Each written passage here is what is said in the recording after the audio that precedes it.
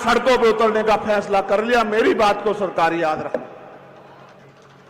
इस बार तो मैंने आपसे आग्रह किया था, लेकिन इस बार मैं आपको प्रार्थना और आदेश कर रहा हूं, निर्देश भी दे रहा हूं कि 11 सितंबर को जैसे दिल्ली में गुरु घर टूटने पे हमने अपनी शक्ति का एहसास दिल्ली की सरकार को कराया था और दिल्ली की सरकार और सुप्रीम कोर्ट घुटनों के बल आ गए थे, आने वाली 11 सितंबर को एक बार और मैदान आपका इंतजार कर रहा है।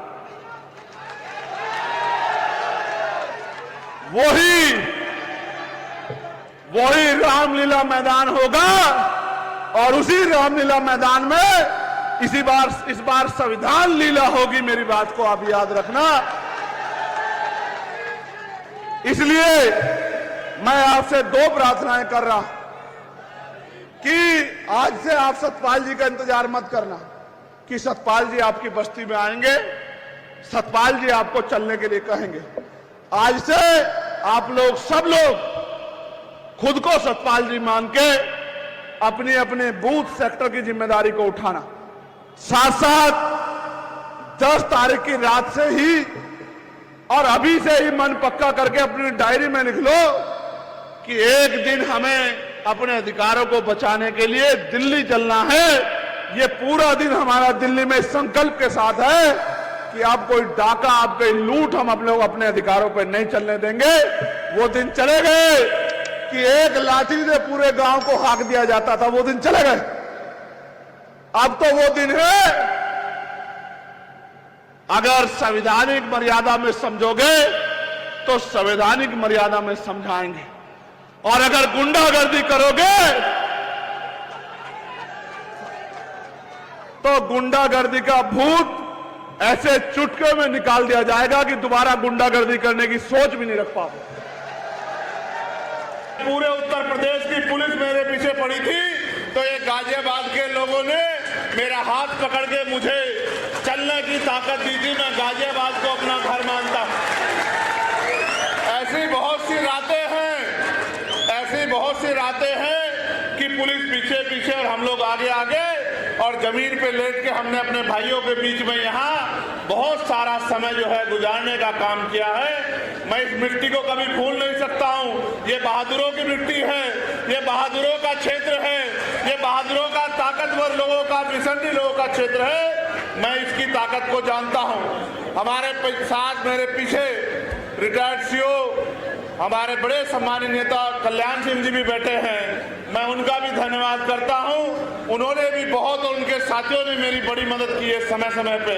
और जब मैंने दिल्ली में आह्वान किया सरकारों को धूल चटाने के लिए, तो गाजियाबाद ने सीना तान करके जो है दिल्ली की सरकार को मेरे साथ खड़े होकर आंख दिखाने का काम किया।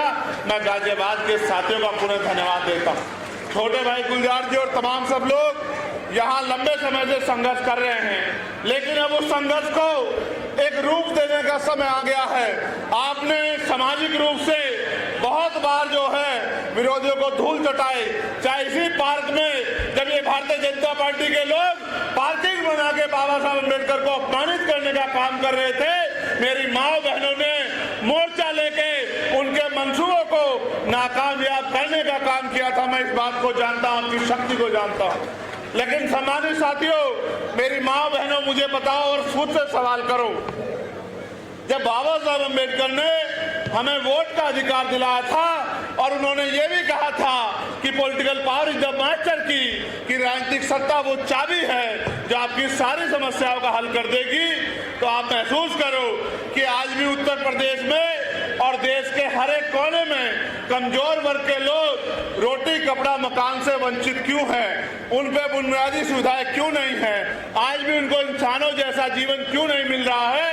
जब हम इस बात को देखेंगे तो हमें यह एहसास होगा कि हमने अपने महापुरुषों की बातों को कानों से तो सुना है, लेकिन उस पर जिम्मेदारी से अमल नहीं किया है। जिस दिन हम जिम्मेदारी से अमल करेंगे और अपनी पूरी ईमानदारी से, जिस तरह से हम 8 घंटे अपना पेट पालने के लिए मेहनत रोजगार करते हैं, मजदूरी करते हैं, नौकरी करते हैं, और 8 घंटे 10 घंटे की मेहनत में कुछ पैसे कमा के अपने बच्चों का पेट पालने का काम करते हैं। अगर 2 घंटे भी हम लोग मिशन का काम करें, अपनी पार्टी का काम करें और बहुजन समाज में भाईचारा पैदा करने का काम करें तो वो दिन दूर नहीं कि राजनीतिक शक्ति आपके हाथ में होगी।